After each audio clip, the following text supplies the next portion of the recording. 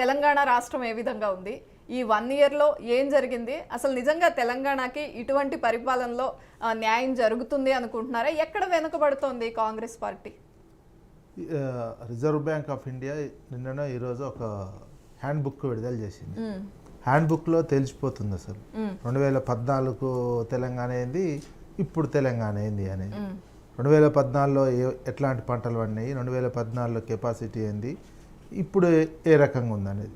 తెలంగాణ రాష్ట్రం ఆవిర్భవించిన కొత్తలో మనది ఉన్న మొత్తం ప్రొడక్షన్ కెపాసిటీ 4.5 లక్షల కోట్లు జిఎస్డిపి. మొత్తం గ్రామం నుంచి హైదరాబాద్ వరకు ఉన్న ప్రొడక్షన్ వాల్యూ, అన్ని రకాల ప్రొడక్షన్ వాల్యూ జిఎస్డిపి, ఆ వాల్యూ 4.5 లక్షల కోట్లు. ఇప్పుడు ఎక్కడున్నాం? 2024లో మన జిఎస్డిపి 14.5 లక్షల కోట్లకు వచ్చింది. మరి అంత ప్రొడక్షన్ పెరిగింది, ఎంత వాల్యూ పెరిగింది, మరి అది కళ్ళారా కనిపిస్తున్నటువంటిది. పంటలు కూడా అప్పుడు 2 పంటలు కలిసి 74 లక్షల టన్నులు అట్లా పండేది ఉండేది. ఇప్పుడు దాదాపు 1,53 లక్షల టన్నులు పండుతున్నటువంటిది. ఈ రకమైన మార్పు ఎట్లా వచ్చింది? మనం చూసుకోవాల్సింది అదే కదా. Major GSDP, per capital income, per capital విద్యుత్ కన్జ్యూమర్ కూడా నెంబర్ 1లో ఉన్నటువంటిది. ఇది జరిగింది.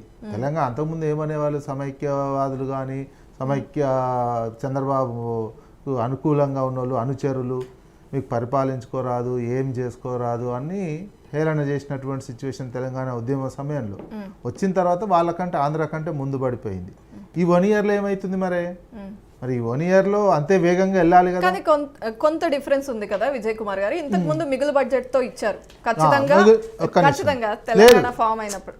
మిగులు బడ్జెట్ కాదు, పాడు కాదు, రెవెన్యూ మిగులు అంటారు. అది రెవెన్యూ మిగులు వేరు, మిగతా మిగులు. రెవెన్యూ మిగులు ఇప్పుడు కూడా 5,000 కోట్లు ఉంది. నేను బట్టి విక్రమార్క బడ్జెట్ పెట్టిన దాంట్లో 5,000 కోట్ల మిగులు, రెవెన్యూ మిగులు ఉందని చెప్పిండు. అంతకుముందు 14లో వచ్చినప్పుడు 500 కోట్లు, 600 కోట్ల రెవెన్యూ మిగులు. రెవెన్యూ మిగులు దానికి సంబంధం లేనటువంటి అంశం. రెవెన్యూ మిగులు 5,000 కోట్ల రెవెన్యూ మిగులుతోటి నిన్న బట్టి విక్రమార్క గారు బడ్జెట్ ప్రవేశపెట్టినటువంటి, మార్చిలో పెట్టినటువంటి, తర్వాత పెట్టినటువంటి దాంట్లో ఆయన అనౌన్స్ చేసినటువంటిది. అప్పుల సంగతి అంటారు. ఇప్పుడేంది, 14 మీ ఆస్తి 14.5 లక్షల కోట్లు అండి. ఒకవేళ అప్పులు, బడ్జెట్ అప్పులు కావచ్చు, ఇంకా ఆ బడ్జెట్ అప్పులు వేరు, కార్పొరేషన్ అప్పులు వేరు, ఇవన్నీ ఉంటాయి. వీళ్ళు చెప్తున్నటువంటి 6 లక్షల కోట్లు అనుకుందాం. నీ ఆస్తి 14.5 లక్షల కోట్లు నీ అకౌంట్లో ఉంటే నువ్వు 6 లక్షల కోట్లు అప్పు ఉంటే అది అప్పు ఉన్నట్లెక్క. అది అప్పు కాదు. అది దాన్ని నేషనల్ లెవెల్లో జీడిపి డెట్ రేషియో చూస్తే, ఇప్పుడు కేంద్ర ప్రభుత్వం జీడిపి వర్సెస్ డెట్ రేషియో చూస్తే 60% ఉంది. మరి అదే తెలంగాణ జిఎస్డిపి ఇప్పుడున్న అప్పులు చూస్తే మనం 27% ఉన్నాం. 27-30%. మరి ఎవరు ఎక్కువ ఉన్నట్టు? ఇటువంటి రాష్ట్రాలలో అప్పులు ఇంకెందుకు? 16th ఫైనాన్స్ కమిషన్ మన వచ్చింది కేంద్ర ప్రభుత్వం నుంచి. రాష్ట్ర ప్రభుత్వం, ఇప్పుడున్న రాష్ట్ర ప్రభుత్వం రేవంత్ రెడ్డి ముఖ్యమంత్రిగా ఉన్నటువంటి నాయకత్వంలోనే ఆర్థిక శాఖ ఒక నివేదిక ఇచ్చింది 16th ఫైనాన్స్ కమిషన్కి. ఏమని వచ్చింది? తెలంగాణ రాష్ట్రం 2014 నుంచి ఇప్పటి వరకు మేము ఆర్థిక క్రమశిక్షణ పాటిస్తున్నాం, అత్యంత ఆర్థిక క్రమశిక్షణతోటి మా రాష్ట్రం ఉందని చెప్పి 16th ఫైనాన్స్ కమిషన్కు రేవంత్ రెడ్డి నివేదిక ఇచ్చిండు.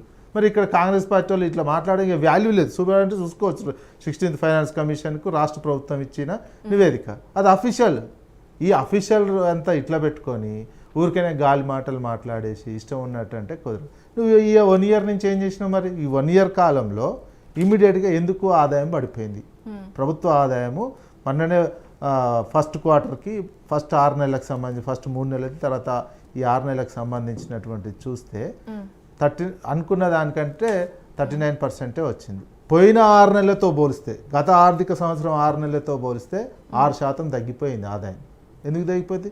కొనుగోలు శక్తి పడిపోయింది ప్రజల్లో కొనుగోలు శక్తి పడిపోవడం వల్ల ప్రభుత్వ ఆదాయం తగ్గిపోతుంది. నీకు ఎవడు ఏం కొనట్లేడు, ఏ వస్తువులు కొనట్లేడు. ఎందుకు కొనట్లేడు? మన చేతిలో డబ్బులు లేవు. డబ్బులు లేకుంటే ఏం చేసినావు?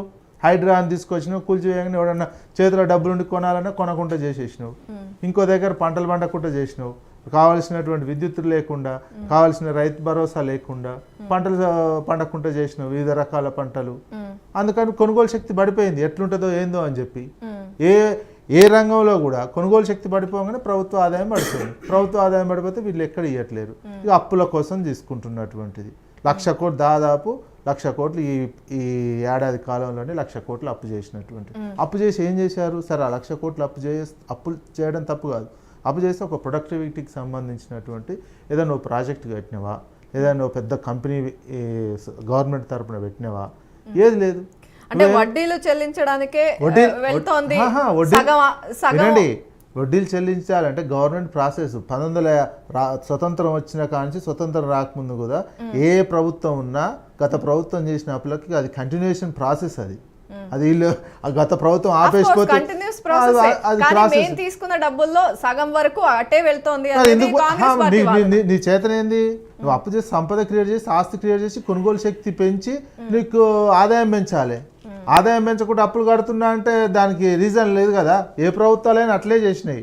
సంపద పెంచుతున్నాయి, ఆస్తులు పెంచారు, కొనుగోలు శక్తి పెరుగుతూ ఉంటే ఉంటుంది. నువ్వు కొనుగోలు శక్తి తగ్గించేసి ప్రజల్లో డబ్బులు లేకుండా చేసేసి వచ్చిన డబ్బులు కడుతున్నట్టే నీ చేతగానితనం. అది నీ చేతగానితనమే కదా. నీ తండ్రి ఇచ్చిపోతాడండి కొన్ని, ఇచ్చిపోతే నువ్వు దాన్ని పెద్ద చేసి అప్పులు తీసుకుంటూ ఉండాలి, అప్పులు వడ్డీ కడుతుండాలి.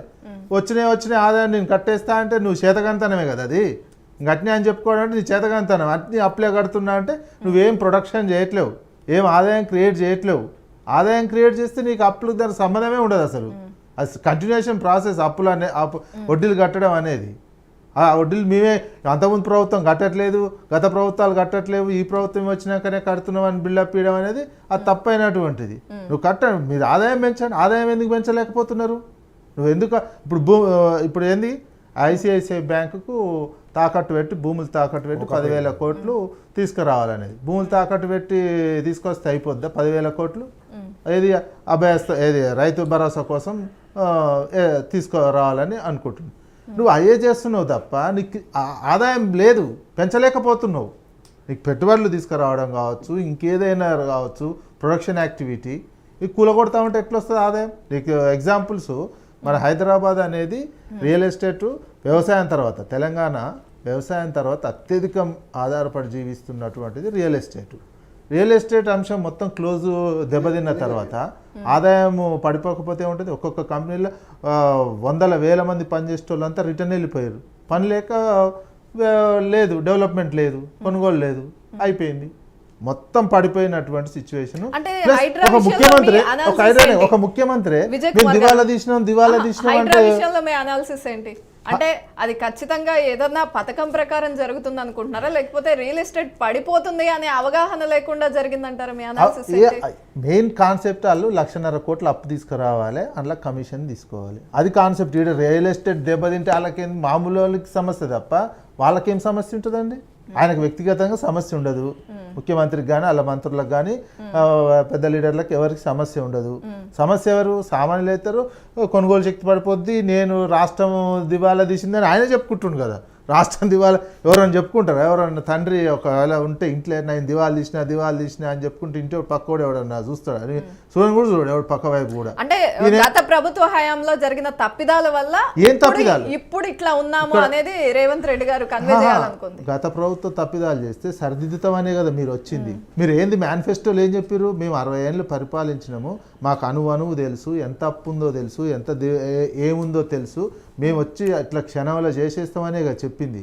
అవన్నీ ఎందుకు? మేనిఫెస్టో కమిటీ శ్రీధర్ బాబు నేతృత్వంలో మేనిఫెస్టో కమిటీ ఏర్పాటు చేశారు. వీళ్ళు ఏర్పాటు చేసి మేము క్షుణ్ణంగా మాకు 60 ఏళ్ళ ఎక్స్పీరియన్స్ ఉంది, మొత్తం అందులో ప్రతి రూపాయి కాంచి చారాన కానించి మాకు తెలుసు, అన్ని స్టడీ చేసి మేము హామీలు ఇస్తున్నామని చెప్పారు. మరి చారాన కాంచి తెలిసిన వాళ్ళు కనీసం చారాన ఆదాయం పెంచలేకపోతున్నారు ఎందుకు? మరి ఎందుకు గత ప్రభుత్వం మీదనే నెట్టేస్తారు? మీరు వాళ్ళు తప్పు చేసిర్రు, వాళ్ళనే ఓడించి మిమ్మల్ని తెచ్చుకున్నారు కదా ప్రజలు. మీరు తెచ్చుకొని ఏం చేయాలి? మీరు ఏడాది నుంచి బూతులు తిట్టడం తప్ప ఇంకేమైనా చేస్తారు? బూతుల చుట్టే రాజ్యం చేసినట్టు దానికి. రేవంత్ రెడ్డి గారు ప్రతిపక్ష నేతగా ఉన్నప్పుడు తెలంగాణ రాష్ట్రంలో ఉన్న అన్ని సభల్లో గత ప్రభుత్వం బీఆర్ఎస్ ప్రభుత్వము 7 లక్షల కోట్లు అప్పు చేసిందని చెప్పి స్వయంగా ఆయనే చెప్పాడు. ఈ రోజు అన్ని 7 లక్షల కోట్లు ఉన్నప్పుడు ఇన్ని హామీలు ఎలా ఇచ్చినావు? ఈ హామీలు ఎలా నెరవేరుస్తాం అనుకుంటూ ఈరోజు మహిళలకు 2,500 రూపాయలు ఇవ్వాలంటే అక్కడ మహారాష్ట్ర గవర్నమెంట్ 1,500 ఎన్నికనే 46,000 కోట్ల రూపాయలు బడ్జెట్ లో పెట్టింది. ఈ రోజు తెలంగాణ రాష్ట్రంలో 2,500 రూపాయలు ఇవ్వాలంటే ఎంత బడ్జెట్ పెట్టాలి? ఈ రోజు సరే. 7,500 ఫీజు రిమెంట్ ఇవ్వడానికి మీరు ప్రభుత్వం బాగానే ఉంది ఎలక్షన్ ఉందను నువ్వు అటువంటిప్పుడు నువ్వు ఆదాయం పెంచాలి కదా. నేను సంవత్సరానికి 3 లక్షల కోట్ల ఆదాయం ఇప్పుడు అప్పుడు 2.5 లక్షలు ఉండే, నేను 3.5 లక్షల కోట్ల ఆదాయం పెంచుతా, 7.5 లక్షల కోట్ల అప్పుకు నువ్వు 3.5 లక్షల కోట్లు ఆదాయం తెస్తే సరిపోయేది. మరి ఆదాయం ఎందుకు పెంచలేకపోతున్నావు? అయిపోయా. ఆదాయం పెంచకపోవడం నువ్వు మళ్ళీ 1,00,000 కోట్ల అప్పు తెస్తేవి. 1,00,000 కోట్ల అప్పు ఎందుకు తెచ్చినావు? తెచ్చి ఏం చేయాలి? మీరు పౌడర్లు స్నోలు రాసుకోవడానికి తెచ్చారు. ఇప్పుడు అంతకుముందు అంటే సరే అప్పుడు తెచ్చినప్పుడు యాక్చువల్గా బడ్జెట్ అప్పులు 3-4 లక్షల కోట్లే బడ్జెట్గా యాజ్ ఏ ఎఫ్ఆర్బిఎం పరిధి ప్రకారం తీసుకొచ్చినాయి. ఒక రాష్ట్ర ప్రభుత్వం చెల్లించాల్సిన అప్పు 4 లక్షల కోట్లకి. మిగతా అనేది కార్పొరేషన్లు కొన్ని కార్పొరేషన్లు వాటి లాభాలు వస్తాయి, వాటే అప్పు తీసుకుంటుంది, అప్పు కట్టే అటువంటి సిచ్యువేషన్ అయ్యే చేసుకుంటుంది. కొన్ని గవర్నమెంట్ హామీ ఇస్తుంది, అవి కూడా గవర్నమెంట్ కట్టాల్సినటువంటి అవసరం లేదు. Plus ఒక రాష్ట్రం అప్పులు చేస్తుంటే కేంద్ర ప్రభుత్వం 4 శాఖలు 5 శాఖలు కన్నేషన్ వస్తాయి. ఒకటి ఫైనాన్స్ కమిషన్, ఒకటి ఆర్థిక శాఖ, అదేవిధంగా ఆర్బీఐ, ఇటువంటి ఇంకో 2 శాఖలు నిరంతరం రాష్ట్రం మీద అన్ని రాష్ట్రాల మీద కన్నేషన్ వస్తాయి. ఏ రాష్ట్రం ఎట్లా పోతుంది ఆర్థిక వ్యవస్థ, ఎవరు ఎంత అప్పు తీసుకు ఎమ్మటే వాళ్ళు బ్రేక్ వేసేస్తారు. వాళ్ళు బ్రేక్ వేస్తారు. సెంట్రల్ గవర్నమెంట్ గుడ్డి గవర్నమెంట్ కాదు కదా, వాళ్ళు బ్రేక్ ఎందుకు వేయలేదు? మనది పొటెన్షియల్ ఇట్లా ఉన్నది కాబట్టి భారతదేశాన్ని ఇప్పుడు సాధుతున్న రాష్ట్రాలు 5 తమిళనాడు, కర్ణాటక, మహారాష్ట్ర, తెలంగాణ, గుజరాత్. ఈ 5 రాష్ట్రాల నుంచి వచ్చే ఆదాయంతో భారతదేశం బతుకుతుంది. మనం అందులో పార్ట్ మనం ప్రౌడ్గా తెలంగాణ అనేది అంతకుముందు లేదు. అంతకుముందు ఏంది, నిరంతరం అడుక్కు తినేటోళ్ళం. తెలంగాణ రాకముందు మాకింత ఇవ్వండి అని ఎప్పుడు అడుక్కు తినేటోళ్ళం కదా. ఇప్పుడు మనమే పెడుతున్నాం డబ్బులు. దాదాపు 4 లక్షల కోట్లు ఇచ్చినాం కేంద్రానికి. డబ్బులు ఇస్తే మనకు రిటర్న్ వాళ్ళు కేవలం 1,50,000 కోట్లే ఇచ్చారు. సార్ అది దేశానికి పెట్టినాం. మన నుంచి రూపాయి పోతుందండి, మన నుంచి రూపాయి పోతే రిటర్న్ మనకు 40 పైసలే వస్తుంది. అదే ఉత్తరప్రదేశ్ తీసుకోండి, ఉత్తరప్రదేశ్ నుంచి రూపాయి వస్తే వాళ్ళకు 3 రూపాయలు పోతుంది. ఉత్తరప్రదేశ్ నుంచి దేశానికి రూపాయి వస్తే వాళ్ళకి రిటర్న్ 3 రూపాయలు పోతుంది. మరి అది ఎందుకు పోతుందంటే మనం డెవలప్ అయినాం, మన కొనుగోలు శక్తి పెరిగింది. వాళ్ళు అంత జనాభా ఉన్న వాళ్ళ కొనుగోలు శక్తి పెరిగే అంత డెవలప్ చేయలే.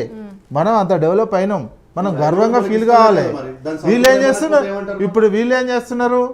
ఏం చేస్తున్నారు వచ్చినాక నువ్వు ఆదాయం పెంచక దివాలా తీయించి రాష్ట్రాన్ని ఇంకెక్కువ కొనుగోలు శక్తి మెయిన్ నీకు ఎందుకు పడిపోయింది 10 ఇంకా అసలు 16%, ఫస్ట్ 6% పడిపోయింది.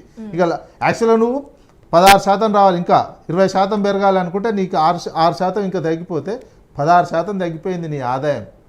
ఈ ఏడాది ఇప్పుడు 6 నెలలకు 16% అంటే నెక్స్ట్ 6 నెలలకు కూడా 16% తగ్గిపోతే 32% ఆదాయం తగ్గిపోయినాక నువ్వేం చేస్తావు? ఇక రాష్ట్రం దివాలా తీసిందని తిరుగుతావు.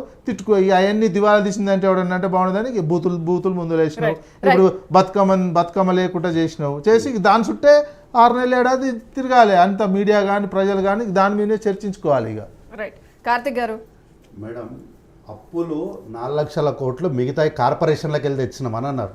కార్పొరేషన్లో తెచ్చిన అప్పులు ఏం చేశారో చెప్పమండి. మళ్ళీ కార్పొరేషన్ ఎస్సీ కార్పొరేషన్లో